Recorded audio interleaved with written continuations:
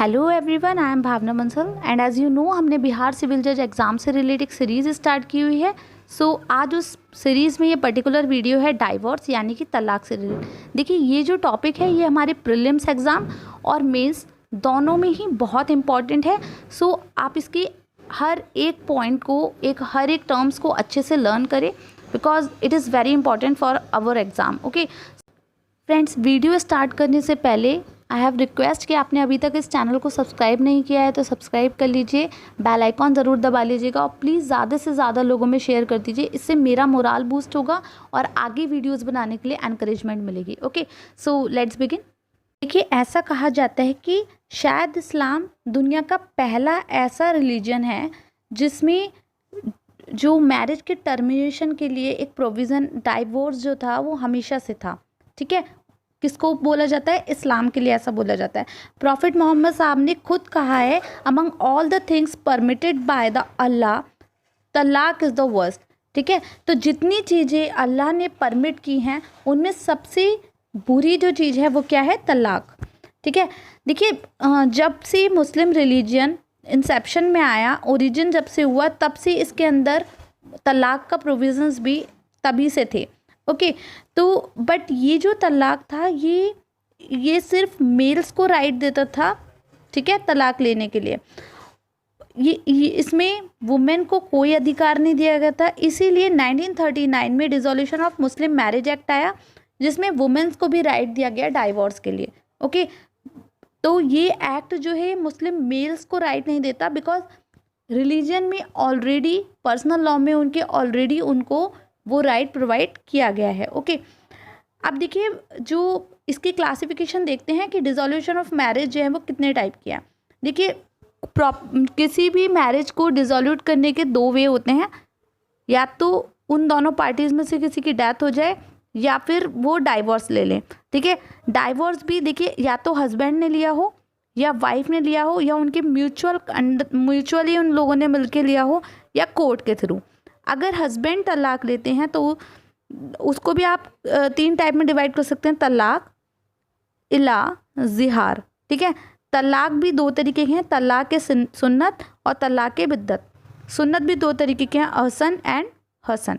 Okay देखिए जो तलाक है ये एक अरेबिक वर्ड है जिसका लिटरल मीन्स होता है टू रिलीज़। ठीक है, और मुस्लिम लॉ में ऐसी जब मैरिज से किसी को रिलीज़ करने के लिए, चाहे वो इमीडिएटली किया हो चाहे इवेंचुअली, किसी को रिलीज़ करने के लिए टर्म यूज़ होगी, वहाँ उसको बोलेंगे हम तलाक। ठीक है, देखिए इसके लिए असेंशियल्स क्या होंगे, क्या कैपेसिटी होंगी उन पार्टीज़ की। तो देखिए जो पर्सन तलाक देगा वो साउंड माइंड का होना चाहिए।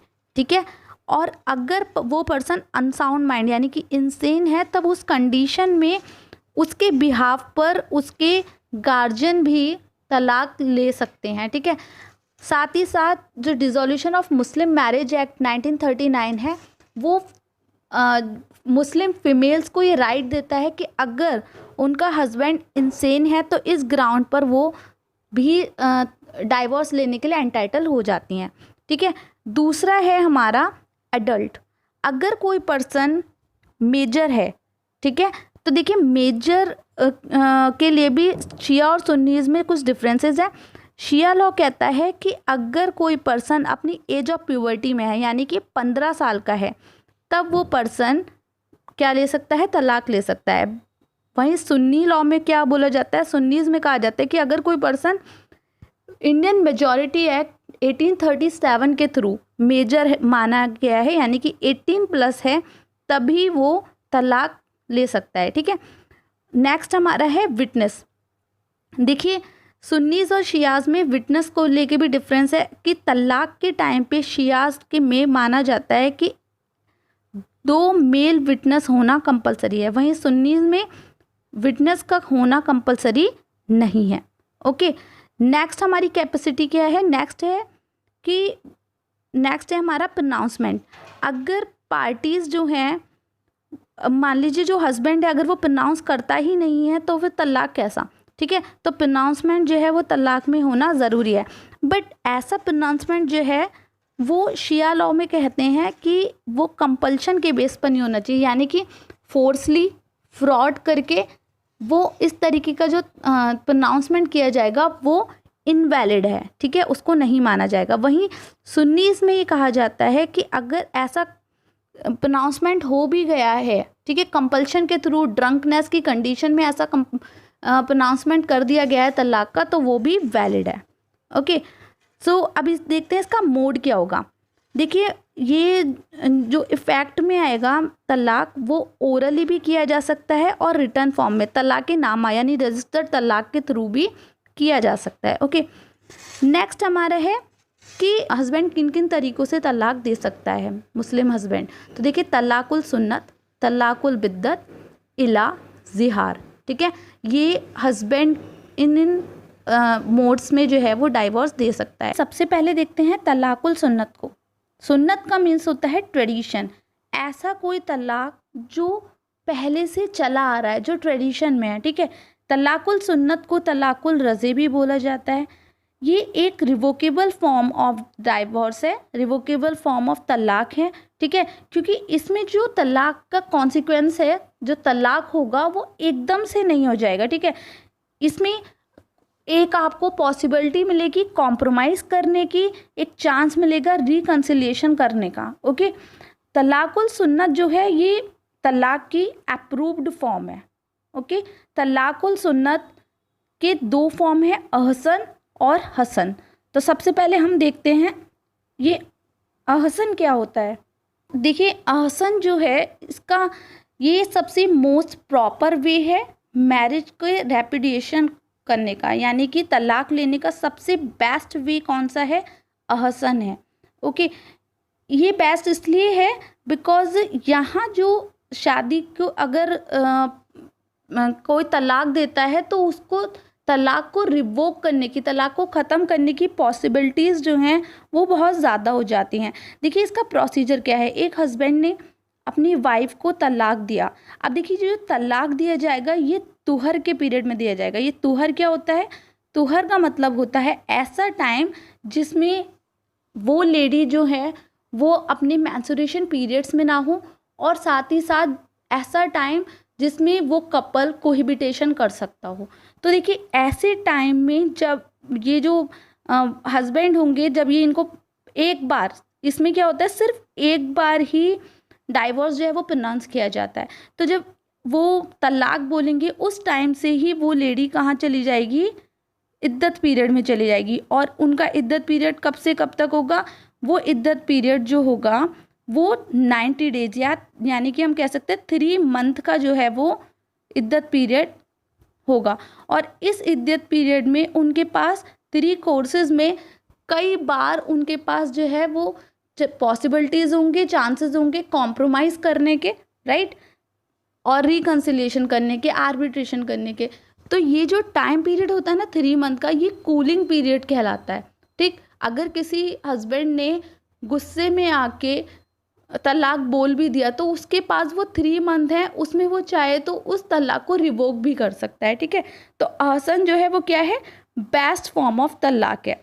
और दूसरा रीज़न इसके बेस्ट होने का है क्योंकि इसमें ये जो वर्ड है तलाक, ये एक ही बार प्रोनाउंस होता है, जिसको प्रॉफिट मोहम्मद ने खुद एक वर्स्ट एक्सपीरियंस बोला है, ठीक है। एक वर्स्ट अल्लाह के द्वारा परमिट की हुई एक वर्स्ट चीज़ बताया है, उसको सिर्फ एक ही बार बोला जा रहा है। ओके, नेक्स्ट है हमारा हसन। देखिए, हसन भी जो है ये भी एक प्रॉपर वे है और एक अप्रूव्ड वे है तलाक का, बट ये सिर्फ गुड है। गुड क्यों है, क्योंकि इसमें 3 बार सक्सेसिव तोहर में तलाक बोला जाता है। कैसे, एक हस्बैंड ने अपनी वाइफ को तलाक दिया, ठीक है। कब पहला तलाक कब बोलेंगे, जब वो तुहर के पीरियड में होंगी, ठीक है। तो पहला, फिर 1 महीने बाद, फिर 1 महीने बाद फिर से, ठीक है। तो ऐसे करके वो 3 बार उसको अलग अलग टाइम में तलाक प्रोनाउंस करेंगे। ओके, तो ये जो इसमें भी एक जो कपल है उसको एक पॉसिबल टाइम मिल गया रिकन्सिलिएट करने का, आर्बिट्रेशन करने का और साथ में ही कॉम्प्रोमाइज़ करने का। तो वो कूलिंग पीरियड जो है वो यहाँ भी अवेलेबल है। ओके, तो ये हमारा गुड फॉर्म ऑफ तलाक है, ठीक है। अब नेक्स्ट हमारा है तलाकुल बिद्दत। देखिए बिद्दत का मतलब होता है इनोवेशन, ठीक है, यानी कि ये जो तलाक है ये पहले से मुस्लिम लॉ में नहीं था, इसे बाद में इनोवेट किया गया, इसे बाद में ऐड किया गया, ठीक है। इसको तलाकुल बेन भी बोलते हैं। ये डिसअप्रूव्ड मोड है, ठीक है, डाइवोर्स का डिसअप्रूव्ड मोड है, ठीक है। और इसको जो है अप्रूव नहीं किया गया है, क्यों? बिकॉज इस तलाक में जो 3 बार तलाक प्रोनाउंस किया जाएगा एक ही बार में, ठीक है, और झटके से ही तलाक तलाक तलाक बोलने से डाइवोर्स हो जाएगा, ठीक है। तो यहाँ जो कोई भी पॉसिबिलिटीज़ नहीं रहती रिकन्सिलिएशन करने की, ओके। साथ ही ये जो इस तरीके का तलाक है वो सिर्फ सुन्नी लॉ में रिकॉग्नाइज किया गया था, शियाज में नहीं था। अब हम था क्यों बोल रहे हैं? देखिए केस आया था Saira Bano versus union of India. इस केस में चैलेंज किया गया इंस्टेंट ट्रिपल तलाक को, ठीक है, साथ ही साथ निकाह हलाला को। देखिए इंस्टेंट ट्रिपल तलाक हम आपको बता चुके हैं, निकाह हलाला क्या होता है। देखिए जब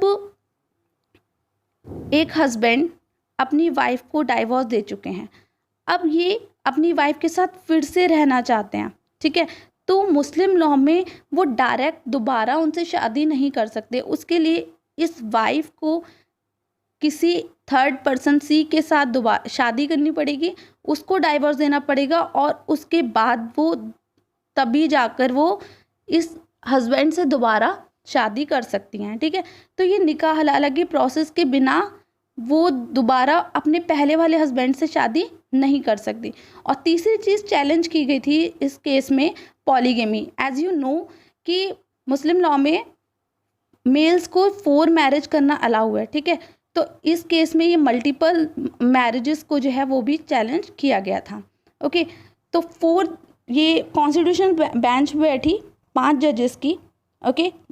चीफ जस्टिस कहर जो हैं वो इसमें चीफ जस्टिस थे, और साथ में ये जजेस की एक बेंच बैठी गई, ठीक है, जिसमें इस केस में इश्यूज़ क्या बने। पहला इशू था whether the instant triple talaq is an essential religious practice of Islam. जो इंस्टेंट ट्रिपल तलाक है ये असेंशियल रिलीजियस प्रैक्टिस है इस्लाम में या नहीं, क्योंकि अगर ये इस्लाम की एक प्रैक्टिस है, रिलीजियस प्रैक्टिस है, तो ये पर्सनल लॉ बन जाएगा, और वहाँ पर जुडिशरी का इंटरफेरेंस की कोई वैल्यू नहीं रहेगी, या जुडिशरी का इंटरफेरेंस जो है वो नहीं हो सकता, ओके। तो और साथ ही साथ दूसरा क्वेश्चन इसमें इशू बनाया गया, whether the practice of triple talaq is violative the fundamental right. जो ट्रिपल तलाक है वो फंडामेंटल राइट्स को वायलेट करता है या नहीं, ओके। सो देखिए ये जो केस का जजमेंट आया ये 3:2 में डिवाइडेड था। तो माइनॉरिटी के जजेस थे चीफ जस्टिस कहर एंड जस्टिस अब्दुल नज़ीर। इन्होंने बताया कि ये जो तलाकुल बिद्दत है इसमें जुडिशरी का इंटरफेरेंस नहीं होना चाहिए, बिकॉज ट्रिपल तलाक जो है ये मुस्लिम पर्सनल लॉ का पार्ट है और आर्टिकल 25 में से प्रोटेक्ट कर रखा है, ओके। तो उन्होंने यूनियन ऑफ इंडिया को डायरेक्ट किया कि आप तलाकुल बिद्दत से रिलेट एक लॉ फ्रेम कीजिए, ठीक है, और जब तक ऐसा लॉ नहीं बन जाता तब तक इस तरीके के तलाक को स्टे किया जाएगा फॉर 6 मंथ, ओके, 6 महीने के लिए।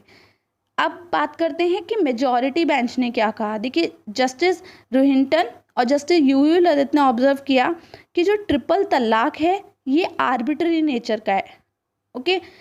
किसी हस्बैंड ने, किसी मुस्लिम हस्बैंड ने जब मन में आया 3 बार, एक बार में ही 3 बार अपनी वाइफ को तलाक तलाक तलाक बोल दिया, by messages, by words, by documents, किसी भी फॉर्म में, और तलाक हो गया, ठीक है। तो ये एक आर्बिट्ररी नेचर है जो कि वायलेट करती है आर्टिकल 14 को, ओके, और साथ ही साथ ये वुमेन के राइट को भी वायलेट करती है, ठीक है। वहीं जस्टिस कुरियन जोसेफ ने ऑब्जर्व किया कि ये जो प्रैक्टिस है इंस्टेंट ट्रिपल तलाक की ये अनइस्लामिक है, ठीक है। जैसे हमने और फॉर्म्स देखी, तलाक सुन्नत जब देखा उसमें अहसन और अहसन, उन दोनों में क्या होता है, दोनों ही फॉर्म्स में वो ट्रेडिशनल बेस्ड हैं, उनमें एक पॉसिबिलिटी रहती है तलाक को रिवोक करने के लिए, ठीक है, उन दोनों पार्टीज़ में कॉम्प्रोमाइज़ हो जाए। तो यहाँ पर लैक ऑफ आर्बिट्रेशन और कंसिलिएशन है, ठीक है, यहाँ आपको वो मौका ही नहीं मिला, वो पॉसिबिलिटीज़ ही नहीं है कि आप उस डाइवोर्स को रिवोक कर सके, ठीक है, उस पर कॉम्प्रोमाइज़ कर सके। तो इसीलिए जो जस्टिस कुरियन जोसेफ हैं, इन्होंने इस तलाक को अनइस्लामिक माना और मेजॉरिटी के डिसीजन पर इंस्टेंट ट्रिपल तलाक को अनकॉन्स्टिट्यूशनल डिक्लेयर किया गया। साथ ही साथ गवर्नमेंट ऑफ इंडिया को डायरेक्ट किया गया कि इससे रिलेट एक लॉ फॉर्म करा जाए, ठीक है। अब देखो जो हमारे हाउसेस में इसके ऊपर चर्चा हुई और उसके बाद कहीं जाके 2019 में Muslim women protection of right on marriage act 2019 आया, ठीक है। इसमें ये प्रोविज़न्स लाए गए। पहला था कि जो अगर कोई ऐसा पर्सन कोई इस तरीके का तलाक प्रोनाउंस करता है, चाहे वो वर्ड्स में हो, बोलकर हो या रिटर्न में हो या इलेक्ट्रॉनिक फॉर्म या किसी भी मैनर में हो, ऐसा प्रोनाउंसमेंट वॉइड और इलीगल होगा, ओके। इसको ऑफेंस की कैटेगरी में रखा गया और पेनल्टीज़ लगाई गई। इसको एक कॉग्निजेबल ऑफेंस बनाया गया। ये कॉग्निजेबल क्या होता है, जब सेक्शन 2C ऑफ CRPC आप देखेंगे तब उसमें कॉग्निजेबल ऑफेंस की आपको डेफिनेशन मिलेगी। वो क्या बोलती है कि अगर पुलिस जो है वो किसी भी पर्सन को without the order of the magistrate और विदाउट वारंट किसी भी पर्सन को अरेस्ट कर सकती है कॉग्निजेबल ऑफेंस में, ठीक है। तो इस ऑफेंस को क्या बनाया गया, कॉग्निजेबल बनाया गया।